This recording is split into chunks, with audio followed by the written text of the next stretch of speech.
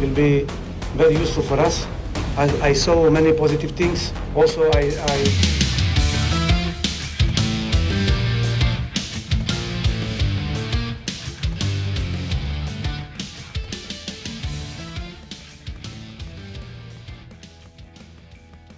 Drama di Surabaya berlanjut ke ruang konferensi pers. Pelatih Lebanon akhirnya mengakui, taktik bertahannya murni untuk menghindari kekalahan, bukan untuk menang. Sejak peluit pertama, Garuda langsung tampil menekan. Publik Surabaya bersorak melihat agresivitas Marcelino Ferdinand dan kawan-kawan. Bahkan dalam 10 menit awal, Lebanon nyaris tak mampu menguasai bola. Mereka hanya bertahan rapat, sesekali membuang bola jauh untuk meredam gempuran Indonesia. Dominasi Indonesia begitu terasa. Stefano Lillipali, Miliano Jonathans, hingga Mauro Zijostra saling bergantian menciptakan peluang.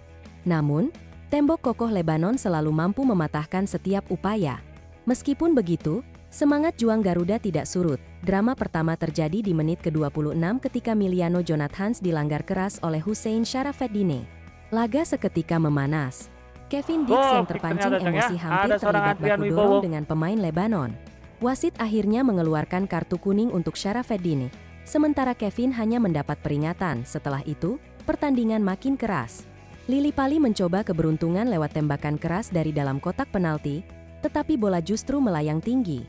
2 menit berselang, Mauro Zijostra menanduk bola hasil umpan silang, namun arahnya masih melebar tipis di sisi gawang. Babak pertama pun ditutup dengan skor kacamata. Publik GBT merasa frustrasi karena dominasi Indonesia tak kunjung menghasilkan gol. Lebanon di sisi lain, terlihat lega karena mampu bertahan dari tekanan masif Garuda. Memasuki babak kedua, Patrick Kluivert mengambil langkah cepat. 4 pemain dimasukkan sekaligus, termasuk Adrian Wibowo yang menjalani debutnya. Suasana stadion pun meledak menyambut bintang muda ini. Sayangnya, masuknya tenaga segar belum mampu mengubah keadaan. Serangan Indonesia tetap mentok. Yakob Sayuri dan Kelvin Verdong terus mengirim umpan dari sisi sayap, tetapi bola selalu disapu oleh barisan belakang Lebanon. Di sisi lain, Lebanon mulai berani keluar menyerang. Sesekali mereka melengkarkan serangan balik Sipat. Untungnya, Jai Idzas tampil tenang memimpin lini belakang Garuda, didukung penampilan solid Emil Audero di bawah Mistar. Tensi pertandingan meningkat di menit-menit akhir. Lebanon mulai bermain keras. Marcelino Ferdinand bahkan sempat terkapar setelah ditekel kasar. Kerasnya laga membuat wasit harus beberapa kali menghentikan jalannya pertandingan. Drama makin panas saat injury time. Keributan pecah lagi, emosi pemain kedua tim tak terbendung. Pertandingan akhirnya berlangsung hingga 100 menit, jauh lebih lama dari waktu normal. Namun, skor tetap 0-0 hingga peluit panjang dibunyikan.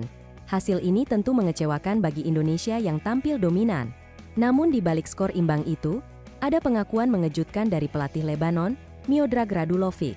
Ia secara terbuka mengaku bahwa timnya memang sengaja bertahan total sejak awal. Saya akui, kami melakukan parkir bus. Di menit 10 saja pemain kami tidak pernah menyentuh bola. Indonesia sangat bagus malam ini, dan saya bertahan agar tidak kalah, ucap Radulovic dalam konferensi pers pasca laga. Pengakuan jujur ini sontak membuat publik tercengang. Radulovic bahkan menambahkan alasan di balik strateginya. Kalau kami kalah, peringkat FIFA Lebanon akan turun drastis. Jadi saya lebih memilih bertahan untuk menjaga posisi. Maaf kalau permainan kami terlihat negatif. Tambahnya pernyataan ini membuat laga semakin menarik untuk dianalisis. Ternyata benar, sejak awal Lebanon hanya fokus menjaga gawangnya tetap perawan. Tidak ada ambisi menyerang, bahkan beberapa kali mereka sengaja memperlambat tempo dengan membuang waktu. Patrick Kluivert pun terlihat kesal dengan gaya bermain lawan.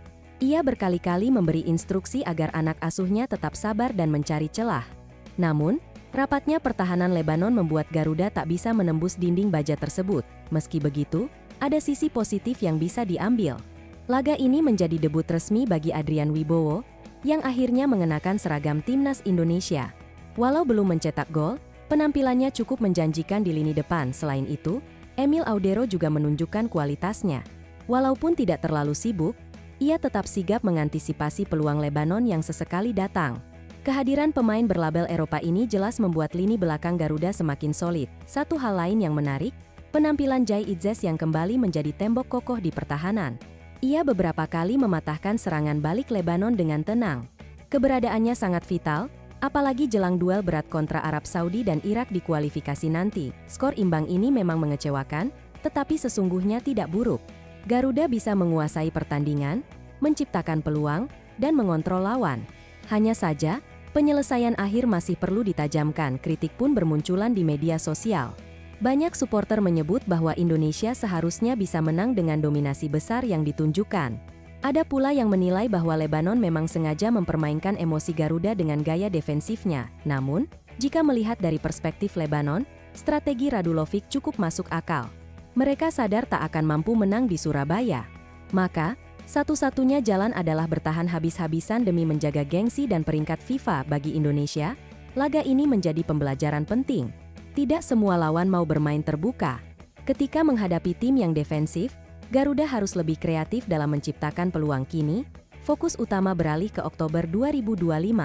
Garuda akan menghadapi dua lawan berat di ronde keempat kualifikasi Piala Dunia 2026, yakni Arab Saudi dan Irak. Duel ini jelas lebih sulit dibanding Lebanon. Patrick Kluivert harus segera menemukan racikan yang lebih tajam. Kombinasi striker naturalisasi dan pemain muda berbakat bisa menjadi solusi. Apalagi, publik berharap Garuda tidak hanya mendominasi, tetapi juga mampu mengonversi peluang menjadi gol. Dukungan publik Indonesia tetap luar biasa. Stadion GBT malam itu penuh sorakan, chant, dan nyanyian semangat. Meski skor akhir mengecewakan, supporter tetap memberikan tepuk tangan penghargaan bagi perjuangan para pemain. Pada akhirnya, hasil 0-0 ini bukanlah akhir dunia. Garuda tetap tak terkalahkan, meski gagal meraih kemenangan. Yang pasti, ada banyak catatan penting yang bisa dijadikan bahan evaluasi, dari drama 100 menit penuh kericuhan, hingga pengakuan mengejutkan sang pelatih lawan. Laga Indonesia versus Lebanon akan selalu dikenang sebagai malam penuh strategi, emosi, dan pelajaran berharga bagi perjalanan timnas Indonesia. Bagaimana menurut kalian? Apakah strategi parkir bus Lebanon ini justru menjadi ujian mental yang baik untuk Garuda? Ataukah malah memperlihatkan bahwa serangan Indonesia masih butuh banyak perbaikan? Silakan tulis